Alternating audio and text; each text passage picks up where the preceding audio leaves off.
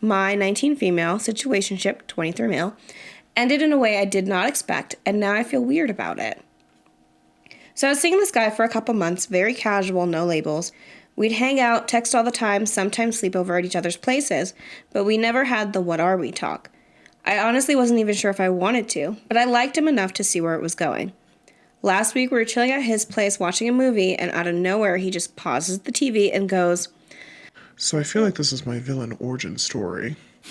I laughed because I thought he was joking, but no, dead serious. He starts talking about how he's never been dumped before, how every girl he's been with has always wanted more, and how he's been too nice his whole life. Then he looks me in the eye and goes, "But you're just not obsessed with me." Huh? Like, yeah, I didn't think that was a requirement. Anyway, he goes into this whole monologue about how he thought by now I'd be begging for a relationship, and how he was quote-unquote testing me by pulling back a little to see if I'd chase him. Then he straight up tells me he's done because he needs a girl who's crazy about him. I just don't seem like I am. I don't even know how to process this. It's been a week, and I keep thinking about how I gotten broken up with for not being obsessed. Like, I wasn't even trying to play it cool. I just liked the guy normally. I thought we were having a good time.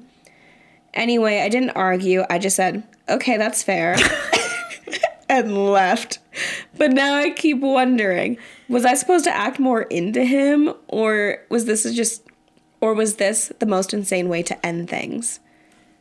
Every guy wants a cool girl until they get a cool girl. Yeah, and they're like, "Why are you not obsessed with me?" Yeah, why are you? And then they get a girl that is obsessed with them, and they're like, "Hey, back off. Like, you're too much." Excuse me. Yeah. You're crazy. The duality of man-child. Man-child, they don't know what they want. That's crazy.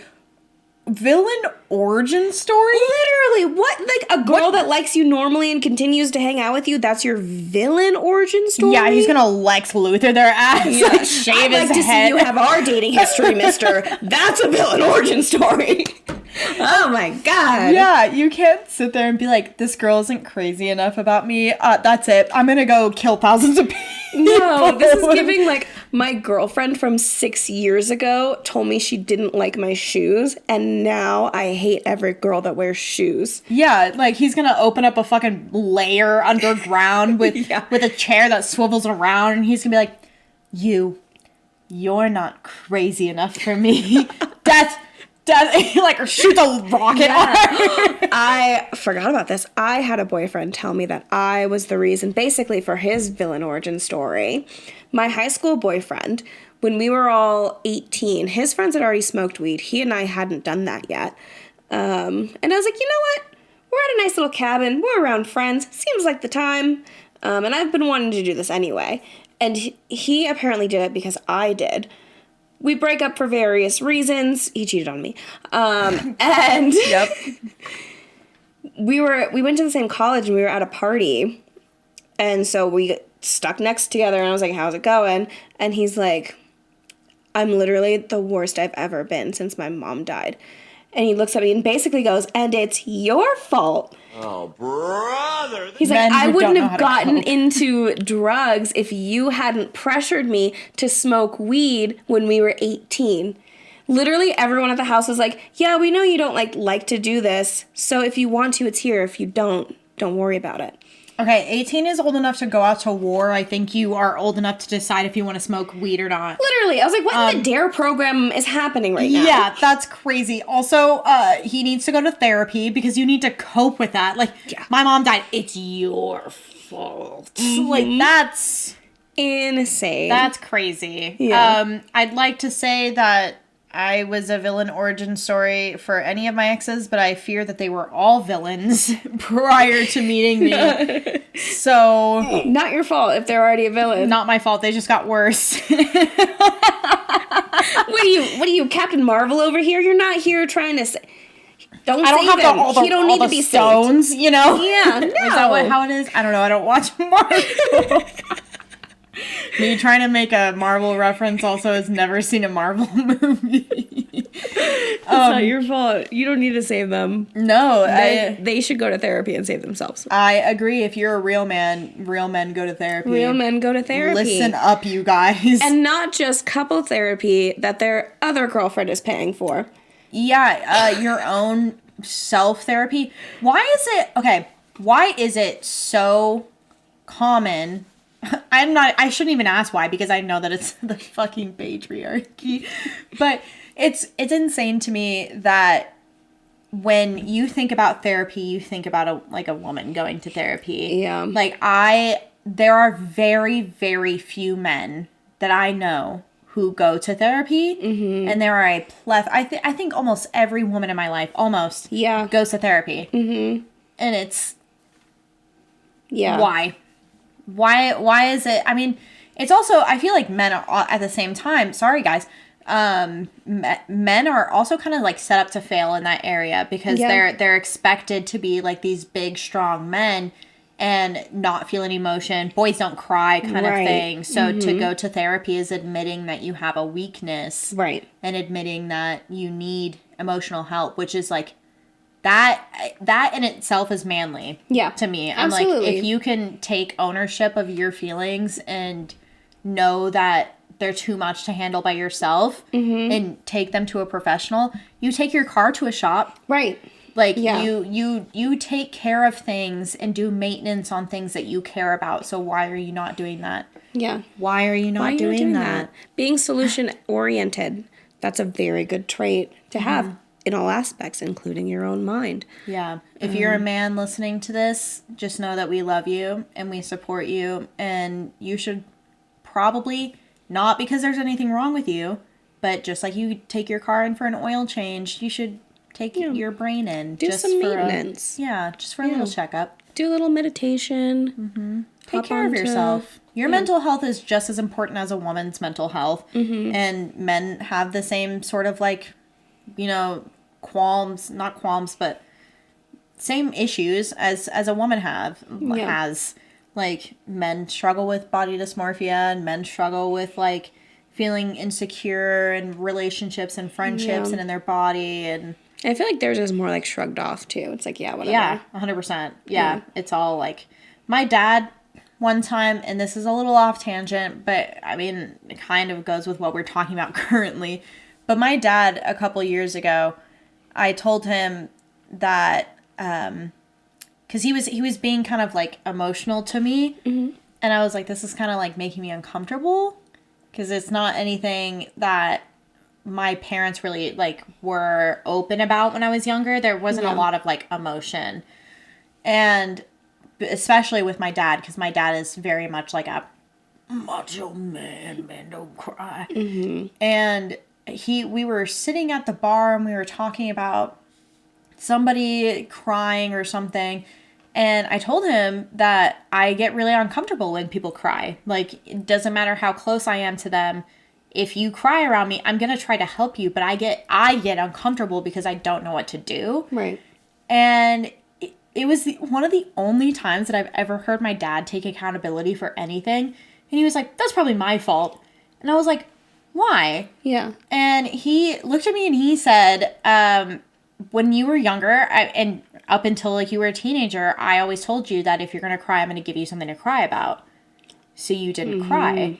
Yeah. And so it makes me uncomfortable when people cry. And I was like, that's really woke of you to say. That's actually very insightful. Yeah. Especially for considering somebody the who source. Yeah. Yeah. Somebody who's who very macho. Yeah. So just I'm interested you to have see, it in it. Yeah. I'm interested to see how some of the younger generations of kids come up, because for those who don't know, I had a stint as a preschool teacher. Surprise. But emotional regulation was a big thing. That it was like not a Montessori school, but Montessori adjacent. Yeah. So it was like teaching like all kids like, okay, this is what you're feeling. Here's how to navigate it. And then like kind of keeping little documents on files on like their progress. Like there were some kids who, when they got upset, would like push and bite and fight and stuff. And it's like, okay, how do we work out of that? Or kids who like shut down completely and like go isolate themselves. It's like, okay, how do we get to the point where we can express what we're feeling and understand it? Yeah, big emotions for such a small like kid to go through. So I know not every kid is doing that, and then we're also battling like the iPad kid epidemic. So I'm interested to see if that takes hold, what specifically guys are going to look like 20 years from now. Yeah. One can hope. It's just, it's a scary world. So you don't know. I mean, you like to think living in your own bubble that all of the parents in the world are just like, have the same kind of thought processes as you. But you have to remember how many people chose a different way of life that hurts everyone around them. Mm-hmm. And those people are now raising little people. And that's unfortunate. Yeah. Anyway, going back to the story. This comment, they said, you acted okay. He's looking for something else in a relationship. Personally, I think you dodged a bullet. But I can't explain, like, what does someone mean crazy about him? Sounds like step one for a toxic relationship. So, yeah. Yeah. A lot of people reiterated that. It's like, he sounds weird. You're better off. Asking somebody to be crazy about you after only dating for a very short amount of time. I'm just going to put it out there, but if you're crazy about somebody, you're crazy about somebody. Right. Right? You're meant, like I've said before, there's somebody out there for you. Mm-hmm. There is somebody out there that is handcrafted to be your match. And if you're crazy about them and that's how you express your love, then it's going to be accepted and it's going to mold together. Right. This person, obviously, I mean, you're allowed to want somebody that's crazy about you. So I don't fault him for wanting to be like, hey, you're not crazy about me. I don't want to be with you. Right. What you can fault him for is playing mind games and being like, I pulled back so you would talk to me and you could show that you cared and you didn't. Also, putting it on a woman because she doesn't act a certain way to say, like, you're my, again, villain origin story. It's like, that's an insane thing to say. Like, that's she did nothing wrong. Yeah.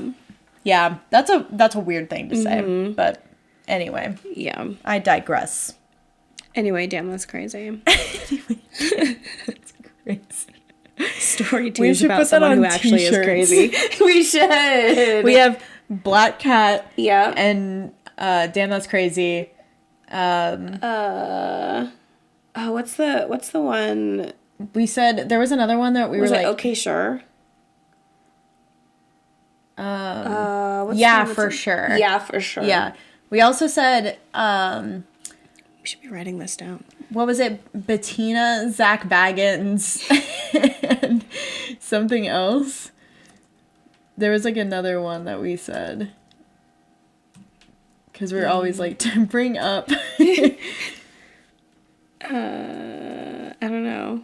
I don't remember. But yeah, Black Cat. Yeah, for sure. Damn, that's crazy. It'd be really cute to have, like, shirts that say, like, damn, that, like, and on a pocket, like, they're like, damn, that's crazy. And on the back, it has our logo. Cute. Yeah. Cute. Yeah. Once we get there. Yeah. Eventually. Yeah. Hey, guys. Be sure to like, share, comment, subscribe. Would you guys buy merch if we had merch out, all 170 of you? It'd be cute. Probably. I mean, we probably won't do it until we have a lot more people. So many more people, because it will actually cost us money. Yeah, it would cost us real money right now. All that we've spent is money on mics. And all of our valuable, valuable time. We've spent a lifetime's worth on insight and intellect that we bring to you in the form of this podcast. I was like, yeah, we spend like 40 hours a week. It's a full-time job, man. On top of our already full-time job. I got a full-time job, man. Quit everything and just do this.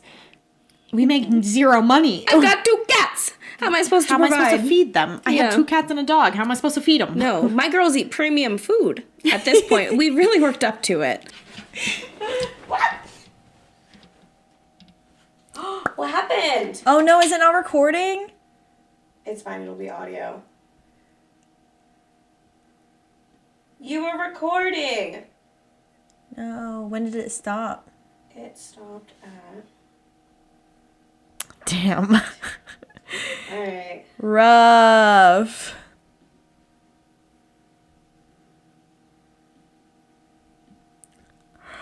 Sorry, guys. We said that we'd work it out, and we didn't. I'll just put like a sad music, and this is the moment. And our camera cut out again, but only for one story. Only for our commentary of whatever the fuck we were talking about. Oh. Speaking of us getting paid for this, if enough of you show up and we can get paid, we won't have what just happened, which is my phone got full because I went to a Hozier concert and recorded a bunch of concert videos in HD, and I'm not going to delete those videos, so my phone storage got full. Aww. So, yay. If you want to see our face for the whole episode, make us popular so we can buy an official camera. We would love a camera. It would be so good. Yeah, you realize how many TikToks I just had to delete right now? I was going to send this to my grandma. Oh my god.